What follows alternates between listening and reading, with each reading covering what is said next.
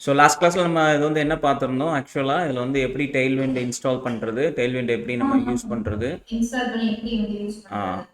And இது எப்படி ஒரு ரெஸ்பான்சிவ் ஒரு டிசைனை நம்ம க்ரியேட் பண்ணுறது அப்படின்னு பார்த்துருந்தோம் இங்கே, அப்படி தானே?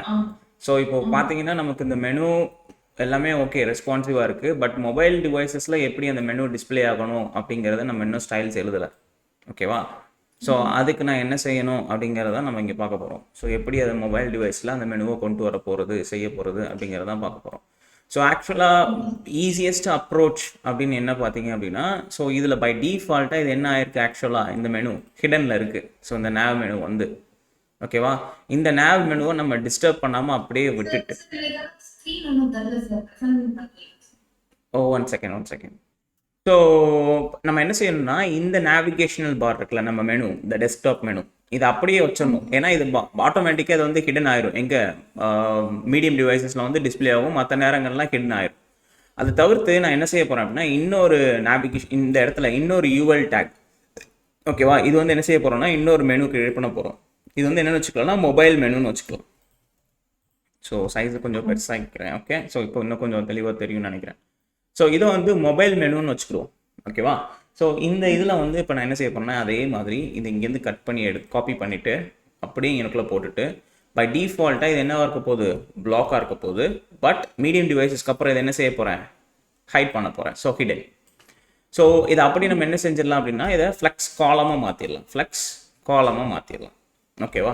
ஸோ அப்போ பார்த்தீங்கன்னா மீடியம் டிவைசஸில் நமக்கு வந்து அந்த பர்டிகுலர் மெனு வந்து ஹிடன் ஆயிரும்.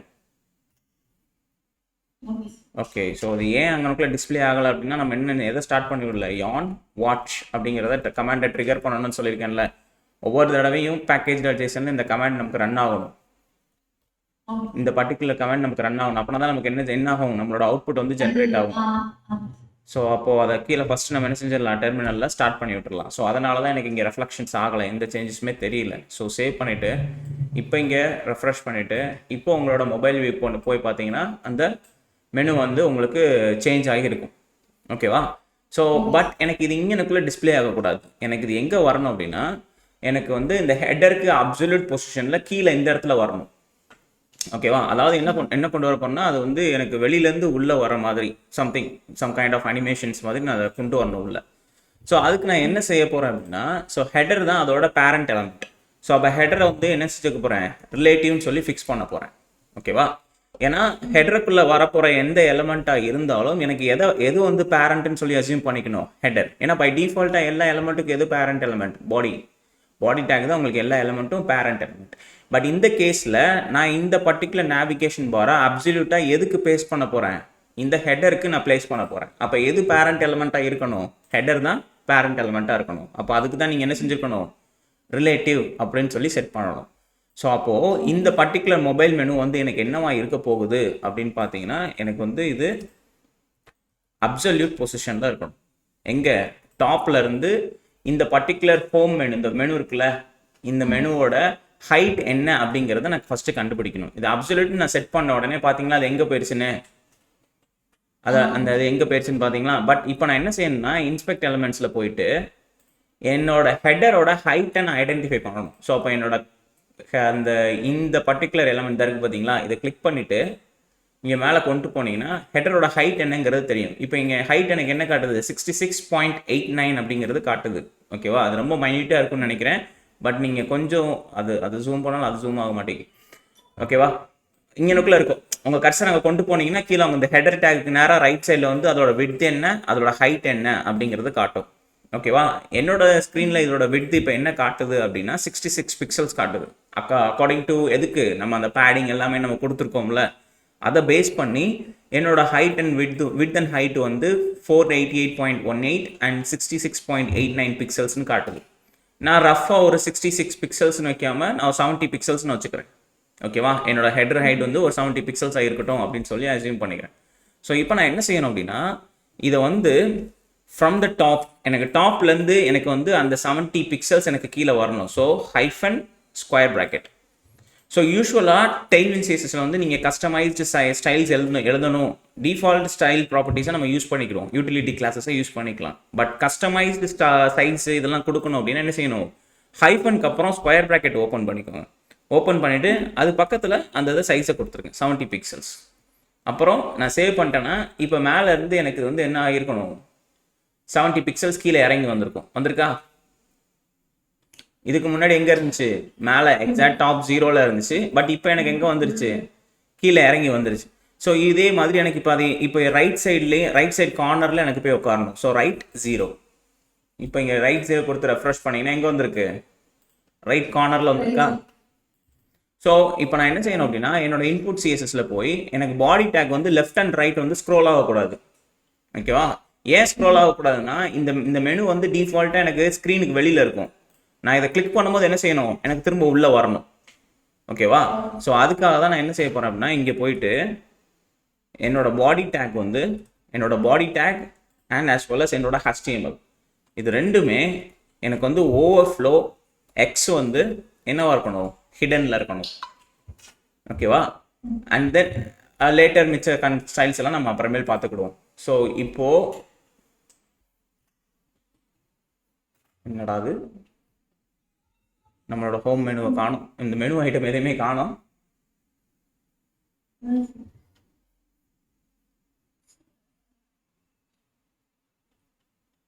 என்னடா அது மாய மந்திரமா இருக்கு.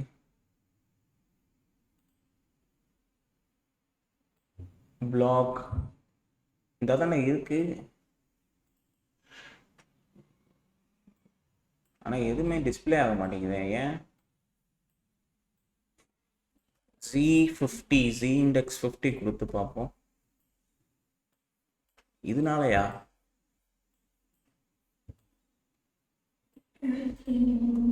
input.css இது ஓவர்ஃப்ளோங்கனாலயா? என்னடா அது? ஆக்சுவலா சரி ஓகே, நம்ம பார்ப்போம் என்ன ஆகுதுங்கிறத பார்ப்போம். ஃபர்ஸ்ட் இங்கனக்குள்ள இதை கொடுத்து பார்ப்போம். யூஸ்வலாக அப்படி ஆகாது, பட் ஏன் ஆகுதுங்கிறது தெரில. Okay, let's see. ஸோ இப்போ அப்போ என்ன செய்யணும் அப்படின்னா, இந்த இதுக்கு வந்து எனக்கு இதோட விட்த் வந்து எப்பயுமே ஸ்க்ரீனோட 1/2 விட்த் அதை எடுத்துக்கணும். 50% ஆஃப் விட்த் அது எப்பயுமே எடுத்துக்கணும். ஹைட் வந்து ஸ்க்ரீனோட ஹைட்டு தான் இருக்கணும். அப்போ நான் என்ன செய்ய போகிறேன் அப்படின்னா, ஸ்க்ரீனோட ஹைட்டை வந்து நான் கால்குலேட் பண்ணி தான் நான் வந்து, ஏன்னா நான் மேலேருந்து மூவ் பண்ணியிருக்கேன். ஆக்சுவலாக இங்கே எவ்வளோ மூவ் பண்ணியிருக்கேன், 70 பிக்சல்ஸ் மூவ் பண்ணியிருக்கேன். ஸோ இங்கே மூவ் பண்ண 70 பிக்சல்ஸை நான் என்டையர் ஸ்க்ரீன் ஹைட்லேருந்து ரிமூவ் பண்ணணும். அப்போனா தான் அந்த பாக்ஸ் போய் பெர்ஃபெக்டாக அங்கே உட்காரும். ஓகேவா? ஸோ அதுக்கு நான் என்ன யூஸ் பண்ண போகிறேன், சிஎஸ்எஸ்ல calc அப்படின்னு சொல்லி ஒரு ஃபங்க்ஷன் இருக்குது. ஓகேவா? ஸோ ஹைட் வந்து நான் கஸ்டமைஸாக தான் கொடுக்க போகிறேன். ஆனால் என்ன செய்ய போகிறேன், அதை கால்குலேட் பண்ணி கொடுக்க போகிறேன். எதுலேருந்து, 100% வியூ போர்ட் ஹைட்லேருந்து -70 பிக்சல்ஸ். ஓகேவா? ஸோ அப்போ இப்போ சேவ் பண்ணிட்டேன் அப்படின்னா என்னோட ஹைட் வந்து இப்போது வந்திருக்கும். ஸோ பிஜி ரெட் நான் கொடுத்து பார்க்குறேன். இங்கே ரெஃப்ரெஷ் பண்ணுறேன்னு வச்சுக்கோங்க, வருதா? ஓகேவா? என்னோட ஹைட் வந்து 100% வந்து இப்போ இது வந்து பர்ஃபெக்டாக வந்து எங்கிட்டுமே இந்த மேலே எங்கேயும் ஸ்க்ரோல் பண்ணாமல் பர்ஃபெக்டாக அவனுக்கு நமக்கு ஃபிட் ஆயிருக்கும். ஓகேவா? ஸோ இப்போ இதோட இதை ரிமூவ் பண்ணி விட்டோம்னா ஆனாலும் போயிருதேப்பா. அதுதான் என்னன்னு புரிய மாட்டேங்குது.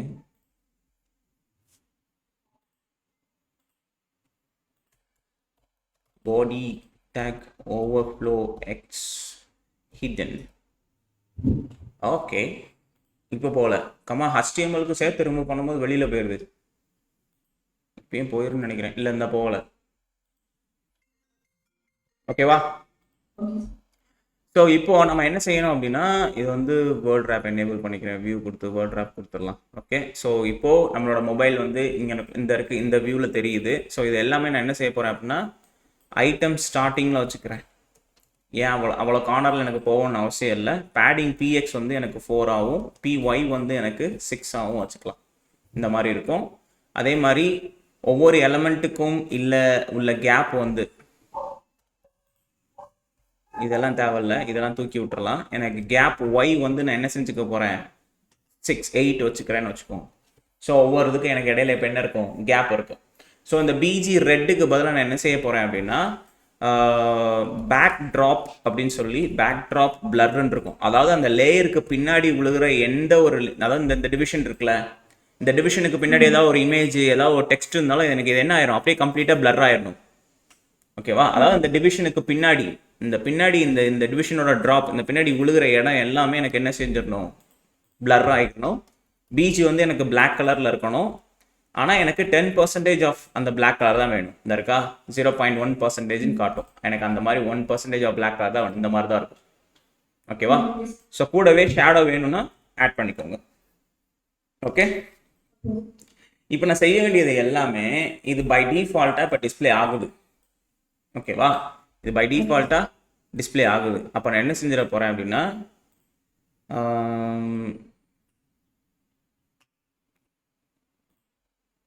இதை தூக்கி விட்டுட்டோம் அப்படின்னா ஹிடன் அப்படிங்கிறது உள்ளே இருக்கும். இந்த இருக்கா, இப்போ எனக்கு மறைஞ்சிருச்சு. அப்போ நான் என்ன செய்ய வேண்டியது எல்லாமே என்னன்னா, எனக்கு இந்த மெனுவை நான் கிளிக் பண்ணும்போது இந்த ஹிடன் அப்படிங்கிறத ரிமூவ் பண்ணிட்டு எதை கொண்டு வரணும், நான் பிளாக் அப்படிங்கிறத நான் கொண்டு வரணும். பிளாக் அப்படிங்கிறத கொண்டு வந்தால் எனக்கு என்ன வரும், இந்த மெனு எனக்கு உள்ளே வரும். ஓகேவா? ஸோ இதை தான் நம்ம பண்ணணும். ஸோ எய்தர் இதை பண்ணணும், இல்லை அப்படின்னா என்ன செஞ்சிடணும், ரைட் வந்து இங்கே உங்களுக்கு என்ன இருக்குது, 0 இருக்கா, இது வந்து ரைட்டு நான் 100% கொடுத்துட்டேன் அப்படின்னா எனக்கு என்ன ஆயிரும், இப்போ கம்ப்ளீட்டாக வெளியில் போயிடுச்சு.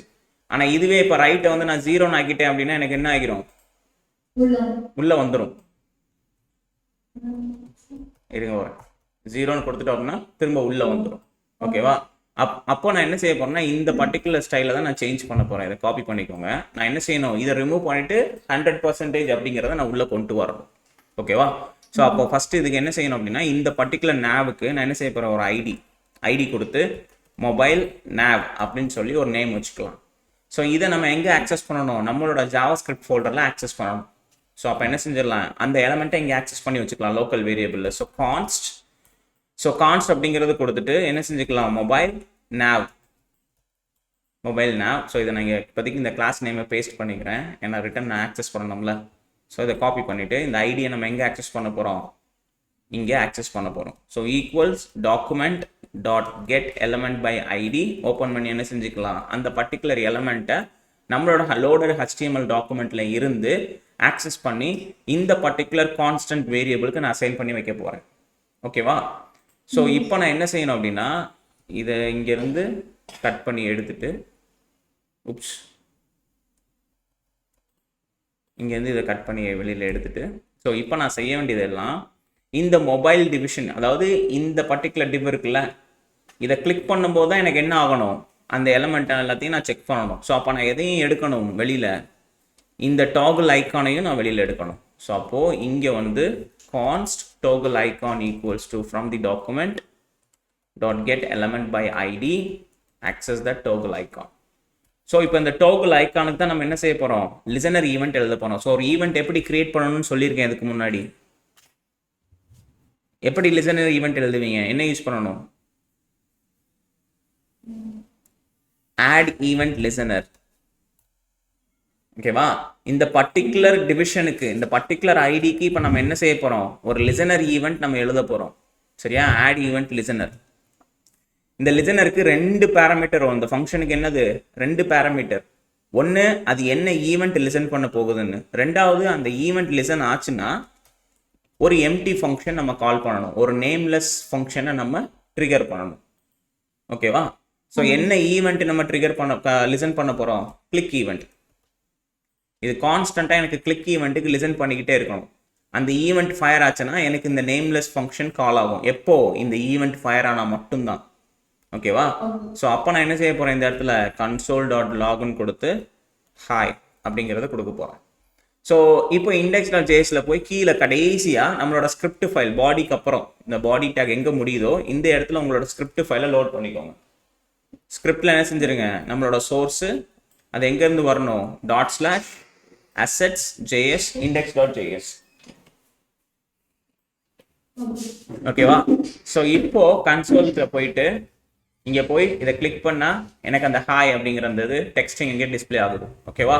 அப்போ என்ன ஆகுது, கான்ஸ்டண்ட்டாக அந்த ஐடி அது லிசன் பண்ணிக்கிட்டே இருக்குது. அந்த ஐடி லிசன் ஆகிறதுனால எனக்கு இந்த ஈவெண்ட் ஃபயர் ஆகுது, எனக்கு இந்த ஈவெண்ட் இங்கே டிஸ்பிளே பண்ணுது. ஓகேவா? ஸோ இப்போ நான் செய்ய வேண்டியது என்னன்னா, எனக்கு இந்த கன்சோல் லாக் தேவையில்லை. எனக்கு என்ன செய்யணும், இந்த மொபைல் மெனுவில் மொபைல் நேவோட கிளாஸ் லிஸ்ட். இப்போ எலமெண்ட்ஸில் போய் செக் பண்ணி பார்த்தீங்கன்னா, நான் ஜூம் பண்ணிக்கிறேன். ஸோ மொபைல் நேவ் எங்கே இருக்குது, இதுதான் நம்மளோட மொபைல் நேவ். இந்த இருக்கா ஐடி. ஸோ இதில் என்ன கிளாஸ் நான் ரிமூவ் பண்ணணும், இந்த ரைட் ஜீரோங்கிற கிளாஸை நான் ரிமூவ் பண்ணணும்.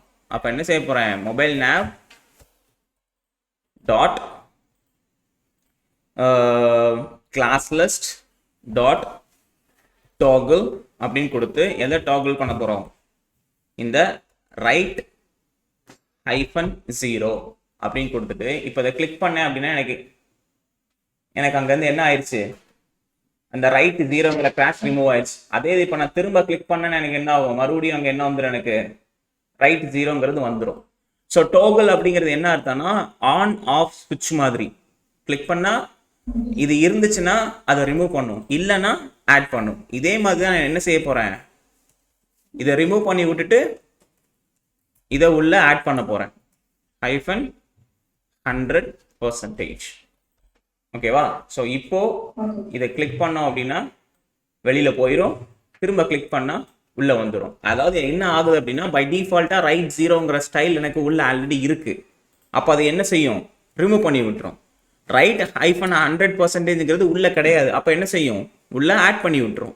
திரும்ப கிளிக் பண்ணும்போது என்ன செய்யும், இது இருக்காது, உள்ள இன்சர்ட் பண்ணும். இது உள்ள இருக்கும், அதனால இது என்ன செஞ்சிடும், உள்ள ரிமூவ் பண்ணி விட்டுரும். ஓகேவா? ஸோ இது அந்த கணக்கு தான். ஸோ ஓகேவா? ஸோ இல்லாத கிளாஸை உள்ள இன்சர்ட் பண்ணும், இருக்கிற கிளாஸை ரிமூவ் பண்ணி விட்டுரும், அவ்வளோதான். ஓகேவா? ஸோ இப்போ இங்கே கிளிக் பண்ணால் எனக்கு வெளியில் போயிடும், திரும்ப கிளிக் பண்ணால் எனக்கு உள்ளே வந்துடும். பட் இங்கே பார்த்தீங்கன்னா எல்லாமே இன்ஸ்டண்ட்டாக நடக்குது. ஸோ அதுக்கு என்ன செஞ்சிடலாம், இங்கே போயிட்டு இந்த நேவிகேஷனல் மெனுவுக்கு போய் டிரான்சிஷன் அப்படின்னு ஒரு ப்ராப்பர்ட்டி இருக்கும். டிரான்சிஷன் இந்த ப்ராப்பர்ட்டியை சூஸ் பண்ணிக்கோங்க. டிரான்சிஷன் ஈஸ் இன் அவுட்ன்னு இருக்கும், இதையும் சூஸ் பண்ணிக்கோங்க. டியூரேஷன் வந்து நான் ஒரு 150 milliseconds வச்சுக்கிறேன். ஓகேவா? ஸோ இப்போ ஸ்டில் இன்ஸ்டண்ட்டாக தான் நடக்குது.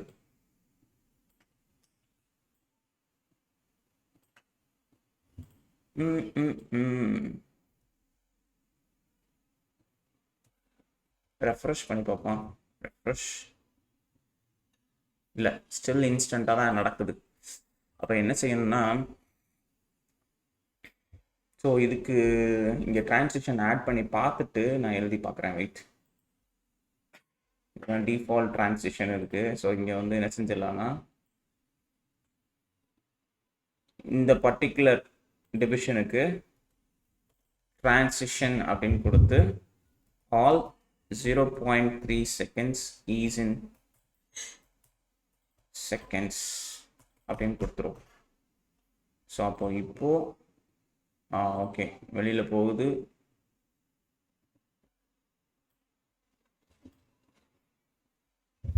அப்போ இங்கே என்ன செஞ்சிடலாம், டிரான்சிஷன் ஆல்னு கொடுத்துடலாம். ரெஃப்ரெஷ் வருதா? பட் நீங்க பாத்தீங்களா இது எங்க போகுது, ஆக்சுவலா நமக்கு ரைட் சைடு மூவ், அதாவது அந்த வெப்சைட்டுக்கு என்னோட லெஃப்ட் சைட் ஸ்க்ரீனுக்கு போகணும். ஆனால் இது எங்கே போகுது, எனக்கு ரைட் ஸ்க்ரீனுக்கு போகுது. ஓகேவா? ஸோ அப்போ என்ன செஞ்சிருங்க அப்படின்னா ஸ்டைல்ஸில் இந்த இடத்துல லோட் பண்ணுற இடத்துல இங்கே முன்னாடி மைனஸை போட்டுக்கோங்க. ஓகேவா? ஸோ அப்போ முன்னாடி மைனஸ் ஆட் பண்ணிட்டீங்கன்னா ரிவர்ஸ் டைரக்ஷனில் போகும். இந்த போதா?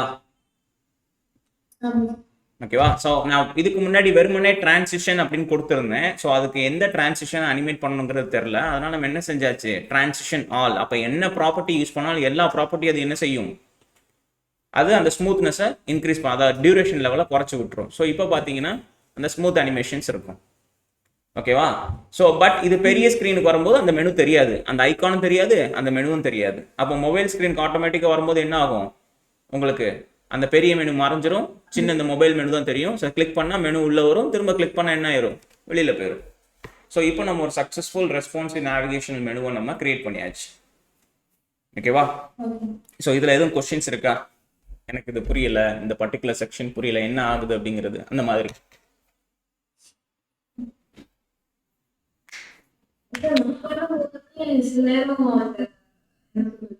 இது இன்புட்ல கொடுக்கும்போது வரல, அப்ப இண்டெக்ஸ் HTML அதான் அதை வந்து நம்ம இந்த input.css நம்ம கொடுக்குறோம் அப்படின்னா ஒரு சில நேரங்கள்ல அது எடுக்க மாட்டேங்குது. அன்னைக்கே சொன்னேன்ல, அது என்ன பர்பஸ் அப்படிங்கிறது எனக்கு தெரியல. பட் நானும் நிறைய வீடியோஸ் ரெஃபர் பண்ணி பார்த்துட்டேன் ஆன்லைன்ல, அவங்க கொடுக்கும் போதெல்லாம் ஒர்க் ஆகுது அந்த பேடிங் ப்ராப்பர்ட்டி எல்லாமே. ஆனா நம்ம இங்க கொடுக்கும்போது அது ஜென்ரேட் ஆனாலுமே அது ஒர்க் ஆக மாட்டேங்குது. அது என்ன ரீசன் தெரியல. அதை நம்ம சாட் ஜிபிடிலையும் என்ன ப்ராம்ப்ட் கொடுத்து அதை சர்ச் பண்ணணும் அப்படிங்கிறது எனக்கு தெரியல. ஏன்னா அது ரொம்ப வியர்டாக இருக்குது அந்த எரர் வந்து. இங்கே கொடுத்தா ஒர்க் ஆகுது, மற்ற ப்ராப்பர்ட்டிலாம் அங்கேருந்து ஜென்ரேட் ஆகும்போது ஒர்க் ஆகுது, பட் ஏன் இங்கே பேடிங் கொடுத்தா வரமாட்டேங்கி அப்படிங்கிறது தெரில. ஸோ அதுக்கு ஏதாவது ஒரு ரீசன் இருக்கும், அது என்ன ரீசன்ங்கிறத நம்ம ஐடென்டிஃபை பண்ணணும். ஸோ அன்டில் தென் நீங்கள் அதை என்ன செஞ்சுருங்க, டேரெக்டாக அந்த பர்டிகுலர் சினாரியோக்கு இஷ்யூவை ரெக்டிஃபை பண்ணுறதுக்கு டேரெக்டாகவே index.html கொடுத்து ஒர்க் பண்ணிடுங்க. ஓகேவா? ஸோ இப்போ ஒரு ரெஸ்பான்சிவ் நேவிகேஷனல் மெனு கிரியேட் பண்ணியாச்சு. ஸோ இதில் இது வரைக்கும் எந்த கொஸ்டின்ஸ் இல்லைல்ல. இப்போ நம்ம இங்கே எழுதுன ஜாவாஸ்கிரிப்ட் ஆக்ஷன்ஸ்லையோ எதுலையும் எந்த கொஸ்டின்ஸ் இல்லைல்ல. இது ஜஸ்ட் சிம்பிள் ஆக்ஷன் தான். அந்த பர்டிகுலர் டிவிஷனுக்கு நம்ம ஒரு லிசனர் ஈவெண்ட் எழுதியிருக்கோம். அந்த ஈவெண்ட் வந்து கிளிக் ஈவெண்ட்டுக்கு லிசன் பண்ணிக்கிட்டே இருக்கும். எப்போல்லாம் கிளிக் ஆகுதோ அப்போல்லாம் இந்த பர்டிகுலர் கிளாஸ் வந்து நம்ம அங்கே வந்து டோகிள் பண்ணுறோம். இது இருந்தால் ரிமூவ் பண்ணும், இல்லைன்னா ஆட் பண்ணும். அதே மாதிரி தான் இதுக்கும். ஓகேவா? ஸோ அப்போ இதை கிளிக் பண்ணோடனே எனக்கு என்ன செஞ்சிடும், உள்ளே வரும். திரும்ப கிளிக் பண்ணோடனே எனக்கு வெளியில் போயிடும். ஓகேவா? ஸோ இதை வந்து நீங்கள் எப்படி கிட்ஹப்பில் கான்ஃபிகர் பண்ணுறது, எப்படி கிட்டில் என்னோட அன்னன்னைக்கு ஒர்க்கை எப்படி நான் கிட்டில் புஷ் பண்ணுறது அப்படிங்கிறத நம்ம பார்க்கணும். ஓகேவா? ஸோ இதில் வந்து நீங்கள் என்ன செய்யணும் அப்படின்னா,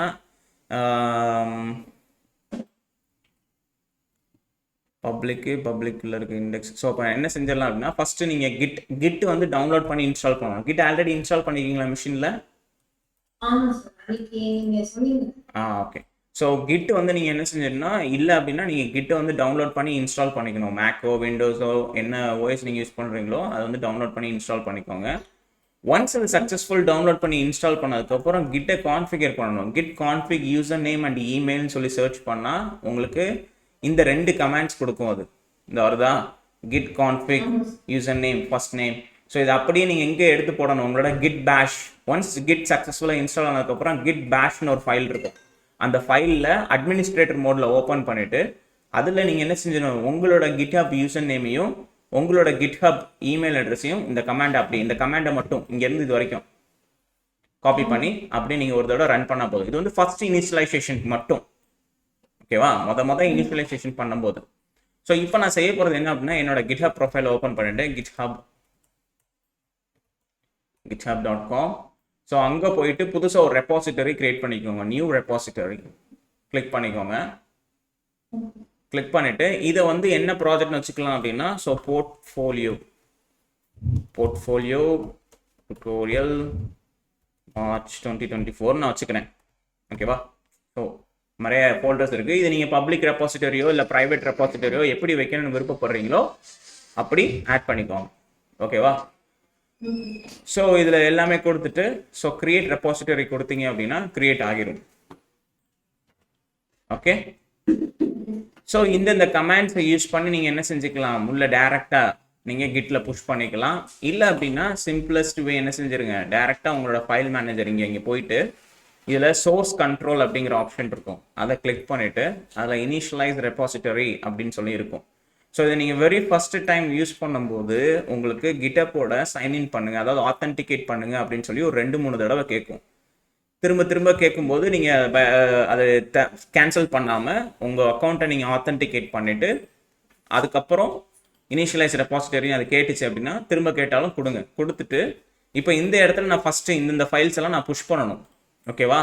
ஸோ இதில் எந்த ஃபைல்ஸ்லாம் சேர்ந்து வருது பார்த்தீங்களா, நோட் மாடியூல்ஸ் எல்லாமே சேர்ந்து வருது. ஆக்சுவலாக நான் என்ன பண்ணணும், இந்த நோட் மாடியூல்ஸ் ஃபோல்டர் நான் எங்கே புஷ் பண்ணக்கூடாது, என்னோட கிட்டப்பில் நான் புஷ் பண்ணக்கூடாது. இதை நான் என்ன செய்யணும் அப்படின்னா இக்னோர் பண்ணணும். ஃபர்ஸ்ட் கிட்ல புஷ் பண்ணுறதுக்கு முன்னாடி நான் இதை என்ன செஞ்சிடணும், இக்னோர் பண்ணணும். ஸோ அப்போ என்ன செய்யுங்க அப்படின்னா ChatGPT ஓப்பன் பண்ணிட்டு அதுட்டு generate.gitignore file அப்படின்னு கொடுத்தீங்க அப்படின்னா, ஸோ பை டிஃபால்ட்டாக கிட் இக்னோருக்கு ஒரு டெம்ப்ளேட் இருக்கும். அதாவது நோட் மாடியூல்ஸ் இது எல்லாமே இந்த வருதா, நோட் மாடியூல்ஸ் இது எல்லாமே இது எல்லாமே லாக் ஃபைல்ஸ். இந்த லாக் ஃபைல்ஸ் எல்லாம் நான் இக்னோர் பண்ணணும். EXE ஃபைல் இந்த ஃபைலில் எனக்கு போகக்கூடாது. ஸோ இந்த மாதிரி ஃபைல்ஸ்லாம் எனக்கு என்ன செஞ்சிடணும், இக்னோர் ஆகிடணும். ஸோ இதை அப்படியே காப்பி பண்ணி உங்களோட ரூட் ஃபோல்டர், ப்ராஜெக்டோட ரூட் ஃபோல்டரில் ரைட் கிளிக் பண்ணிட்டு நியூ ஃபைல் கொடுத்து .gitignore இந்த ஃபைலில் நீங்கள் பேஸ்ட் பண்ணணும். ஓகேவா? அந்த ஃபைலில் அதை அப்படியே பேஸ்ட் பண்ணிடணும். ஸோ ஒன்ஸ் இதை நீங்கள் பேஸ்ட் பண்ண உடனே இப்போ இந்த நோட் மாடியூல்ஸ் பார்த்தீங்களா உங்களுக்கு ஹைலைட் ஆகியிருந்தது ரிமூவ் ஆயிருக்கும். ஆமா. ஓகேவா? ஸோ அது எதனால அப்படின்னா, ஏன்னா இந்த git ignore ஃபைல் இந்த ஃபைலை உங்களுக்கு அலோவ் பண்ணாது அப்லோட் பண்ணுறதுக்கு. ஸோ அந்த ஃபைல் இக்னோர் ஆகிரும். ஓகேவா? ஸோ இப்போ நான் என்ன செய்யணும் அப்படின்னா, இங்கே பார்த்தீங்கன்னா அந்த ஃபைல்ஸ் இந்த இடத்துல இருந்தெல்லாம் ரிமூவ் ஆயிருக்கும். அந்த நோட் மாடியூல்ஸ்குள்ள இருந்த எல்லா ஃபைலுமே இங்கேருந்து இக்னோர் ஆகியிருக்கும். ஸோ இப்போ நான் செய்ய வேண்டியதெல்லாம் சேஞ்சஸ், ஏதாவது ஒரு மெசேஜ் கொடுத்து இங்கனுக்குள்ள changes project initiated and navbar completed அப்படின்னு சொல்லி ஒரு மெசேஜ் போட்டுக்கிறேன். ஸோ கிளிக் பண்ணி கமிட் கொடுத்துருங்க. ஸோ இப்போ என்ன ஆகிரும், எனக்கு சக்ஸஸ்ஃபுல்லாக எனக்கு லோக்கலில் ஒரு கிட் ரெபாசிட்டரி கிரியேட் ஆகி இந்த ஃபைல்ஸ் எல்லாம் அதில் போய் சேவ் ஆயிருக்கும். இப்போ நான் லோக்கலில் இருக்க கிட்டை எங்கே புஷ் பண்ணணும், நான் என்னோட ஆன்லைன் GitHub போர்ட்ஃபோலியோக்கு நான் இங்கேருந்து புஷ் பண்ணணும். ஸோ அதுக்கு நான் என்ன செய்யணும் அப்படின்னா, இந்த 3 டாட்ஸ் இருக்குது பார்த்தீங்களா, இங்கே கிளிக் பண்ணிங்கன்னா புல் புஷ்ன்னு சொல்லி 2 ஆப்ஷன் இருக்கும். புல் புஷ். ஸோ இப்போ நான் என்ன யூஸ் பண்ணணும்னா புஷ் டு அப்படிங்கிற ஆப்ஷன் தான் யூஸ் பண்ணணும். ஸோ பட் இப்போ நான் இதை கிளிக் பண்ணேன் அப்படின்னா இது எங்கே புஷ் பண்ணணும் அப்படிங்கிற ரிமோட் அதுக்கு தெரியாது. எந்த கிட்ஹப் அக்கௌண்ட்டுக்கு ரிமோட் புஷ் பண்ணணும் அப்படிங்கிறது தெரியாது. அது என்ன சொல்லுது உங்களுக்கு, ரிமோட்டை ஃபஸ்ட்டு ஆட் பண்ணுங்க உள்ள அப்படின்னு சொல்லி கேட்கும். ஸோ அப்போ என்ன செய்யணும், நான் இங்கே போயிட்டு ஃபஸ்ட்டு ரிமோட்னு ஒரு ஆப்ஷன் இருக்கா, அதில் போயிட்டு ஆட் ரிமோட்டுங்கிற ஆப்ஷன் இருக்கும். இதை கிளிக் பண்ணிக்கோங்க. இதை ஃபஸ்ட்டு நீங்கள் யூஸ் பண்ணும்போது உங்களுக்கு கிட்டப்பில் சைன்இன் பண்ண சொல்லி கேட்கும். நான் இப்போ டேரெக்டாக கொடுத்த உடனே எனக்கு என்னோட கிட்டப் ரெபாசிட்டரி எல்லாமே இங்கே லோட் ஆகும். அதில் ஃபஸ்ட்டு ரெபாசிட்டரி என்னது, நான் அங்கே கிரியேட் பண்ண அந்த போர்ட்ஃபோலியோ டுட்டோரியல் மார்ச் 2024 நான் கிரியேட் பண்ணியிருக்கேன்னா அந்த ரெபாசிட்டரி எனக்கு இங்கே வந்துடும். ஓகேவா? ஸோ இப்போ இதே மாதிரி நீங்கள் ரெபாசிட்டரி கிரியேட் பண்ணது லிஸ்ட் அவுட் ஆகலை அப்படின்னா என்ன ஆகும், உங்களுக்கு ஆத்தென்டிகேட் பண்ண சொல்லி கேட்கும். திரும்ப விஷுவல் ஸ்டுடியோ கோடை க்ளோஸ் பண்ணிட்டு திரும்ப ஓப்பன் பண்ணி ட்ரை பண்ணிங்கன்னா சம்டைம்ஸ் ஆத்தென்டிகேட் ஆகி ஓப்பன் ஆகிரும். ஓகேவா? இன்கேஸ் அப்படி ஆத்தென்டிகேட் ஆகலை அப்படின்னா பிசியை ரீஸ்டார்ட் பண்ணிவிட்டு கிட்ட திரும்ப டவுன்லோட் பண்ணி ரீஇன்ஸ்டால் பண்ணுங்கள். ஓகேவா? ஸோ இப்போ இதை கிளிக் பண்ணிவிட்டு இங்கே அந்த ரிமோட் நேமை மறுபடியும் இங்கே டைப் பண்ணிக்கோங்க. ஸோ நான் என்ன செய்ய போகிறேன், போர்ட்ஃபோலியோ டுட்டோரியல் மார்ச் 2024 அப்படின்னு கொடுத்து என்டர் கொடுத்தோடனே இப்போ அந்த ரிமோட் வந்து எனக்கு சக்ஸஸ்ஃபுல்லாக உள்ள லோக்கலில் கனெக்ட் ஆயிடுச்சு. இப்போ நான் என்ன செய்யணும், என்னோட லோக்கல் ஃபைல்ஸ் எல்லாம் அங்கே புஷ் பண்ணணும். ஸோ அப்போ அதே மாதிரி மறுபடியும் இந்த 3 டாட்ஸை கிளிக் பண்ணிவிட்டு புல் ஆர் புஷ் போயிட்டு புஷ் டு அப்படிங்கிற ஆப்ஷனை சூஸ் பண்ணிவிட்டு அந்த எந்த ரிமோட்டுக்கு புஷ் பண்ணணுமோ அந்த ரிமோட்டுக்கு சூஸ் பண்ணிட்டீங்க அப்படின்னா உங்கள் ஃபைல்ஸ் புஷ் ஆக ஆரம்பிச்சிடும். எந்த பிரான்ச்சில் புஷ் ஆயிருக்கு, மெயின் அப்படிங்கிற பிரான்ச்சில் புஷ் ஆயிருக்கும். ஸோ இப்போ நான் இங்கே கிளிக் பண்ணேன் அப்படின்னா இல்லை ரெஃப்ரெஷ் பண்ணீங்க அப்படின்னா உங்களோட ஃபைல்ஸ் எல்லாமே இங்கே வந்திருக்கும். இந்த வந்திருக்கா? ஓகே. ஸோ இந்த ஃபைலில் தான் நான் இங்கே இப்போ என்ன யூஸ் பண்ண இந்த இதை நம்ம என்ன செஞ்சுருக்கோம், நம்மளோட கிட்ஹப்பில் கம்ப்ளீட்டாக புஷ் பண்ணியிருக்கோம் உள்ள. ஸோ அப்போ ஒவ்வொரு தடவையும் ஒவ்வொரு நாளும் நான் ஏதாவது சேஞ்சஸ் பண்ண நான் என்ன செஞ்சிடணும், இதை ஆட்டோமேட்டிக்காக இங்கே வந்து நான் புஷ் பண்ணிக்கிட்டே இருக்கணும்.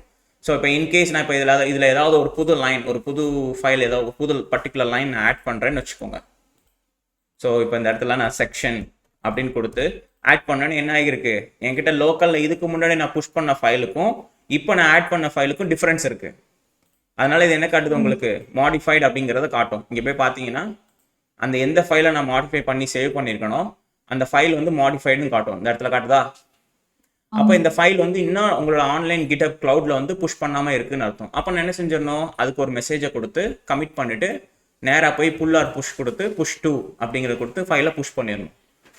நல்லா ஞாபகத்தில் வச்சுக்கோங்க, ரிமோட் ஒரே ஒரு தடவை தான் ஆட் பண்ணணும், திரும்ப திரும்ப ரிமோட் ஆட் பண்ணக்கூடாது. ஓகேவா? ஸோ இப்போ நான் புதுசாக ஆட் பண்ண ஃபைலை நான் இங்கேருந்து நான் டெலிட் பண்ண உடனே என்ன ஆயிரும், அந்த சேஞ்சஸ் எல்லாம் ரிவர்ட் ஆயிரும். போயிடுச்சா? ஏன்னா இப்போ இருக்கிற கரண்ட் ஸ்டேட்டுக்கும் என்கிட்ட ஆல்ரெடி கமிட் ஆகி இருக்கிற ஃபைலுக்கும் எந்த டிஃப்ரென்ஸும் இல்லை அப்படின்னு அதை அண்டர்ஸ்டாண்ட் பண்ணிக்கிறோம். ஓகேவா? ஸோ இப்படி தான் உங்களோட ஃபைல்ஸ், அதாவது நீங்கள் அன்னன்னைக்கு என்னென்ன ஒர்க் பண்ணுறீங்களோ அது வந்து எங்கே போய்கிட்டே இருக்கணும், GitHubல புஷ் ஆகிக்கிட்டே இருக்கணும்.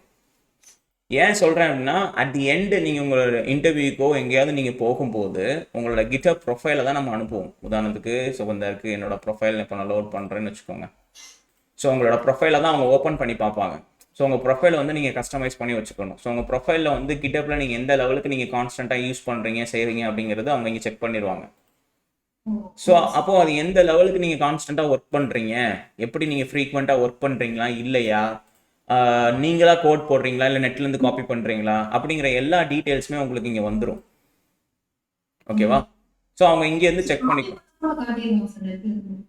இல்லை கோடிங் வந்து நீங்கள் காப்பி பண்ணுறீங்க செய்கிறீங்க அப்படின்னா அது வந்து கோடிங் ஸ்ட்ரக்சரை வச்சு கண்டுபிடிச்சிருவாங்க.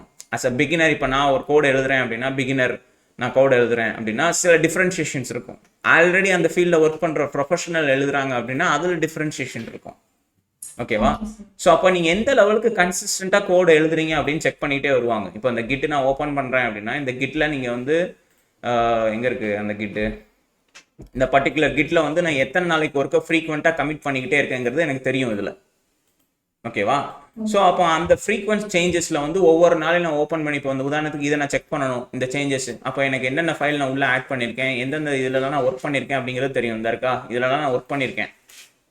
அப்போ இதை கிளிக் பண்ணனா இதெல்லாம் நான் அதில் ஆட் பண்ணியிருக்கேன். இந்த டிஃப்ரென்ஸ் காட்டுதா? ஸோ அப்போ அடுத்த நாள் கிட் கமெண்ட்ல போயிட்டு அடுத்த புஷ், இப்போ இது இன்னொரு நாள் ஒரு புஷ் பண்ணுறேன் அப்படின்னா அந்த புஷ் நான் கிளிக் பண்ணுறேன் அப்படின்னா அந்த பர்டிகுலர் ஃபைலில் எவ்வளோ லைன்ஸ் ஆஃப் கோட் நீங்கள் ஆட் பண்ணியிருக்கீங்க அப்படிங்கிற டிஃபரன்ஷியேஷன் தெரிஞ்சிடும். ஓகேவா? ஸோ அதை வச்சு உங்களுக்கு இன்டர்வியூவில் கொஷின்ஸ் இருக்கும். ஒரு ப்ராஜெக்ட், இந்த ப்ராஜெக்ட் தான் என்னோட பெரிய ப்ராஜெக்ட், அதோட கிட் வந்து இந்த இதுதான் அதோட கிட் URL. ஸோ அப்போ அவங்க என்ன செக் பண்ணுவாங்க அப்படின்னா கோடிங் செக் பண்ண மாட்டாங்க. கோடிங்கில் நீங்கள் எந்த லெவலுக்கு உங்களோட ஸ்ட்ராட்டஜி, அதாவது உங்களோட வே ஆஃப் கோடிங் மெத்தட்ஸ் எப்படி இருக்குது, ஃப்ரீக்வன்ஸாக நீங்கள் எந்த லெவலுக்கு கமிட் பண்ணியிருக்கீங்க அப்படிங்கிறத தான் செக் பண்ணுவாங்க. அதை செக் பண்ணிவிட்டு அது ரிலேட்டடான கொஸ்டின்ஸ் உங்களுக்கு ஷூட் பண்ணுவாங்க. ஓகேவா? ஸோ இதை வந்து இம்ப்ளிமெண்ட் பண்ணிடுங்க இன்னைக்கு நம்ம பண்ணதை. நாளைக்கு நம்ம என்ன செஞ்சிடலாம் அப்படின்னா டேரெக்டாக ஒவ்வொரு செக்ஷன்ஸாக ஜம்ப் பண்ணிடலாம். ஹோம் செக்ஷன்ஸ் அப்படிங்கிறது ஒவ்வொரு செக்ஷனாக நம்ம அடுத்தடுத்து ஜம்ப் பண்ணி மூவ் பண்ணிடலாம். ஓகேவா? சார் இந்த ப்ராஜெக்ட் பண்ண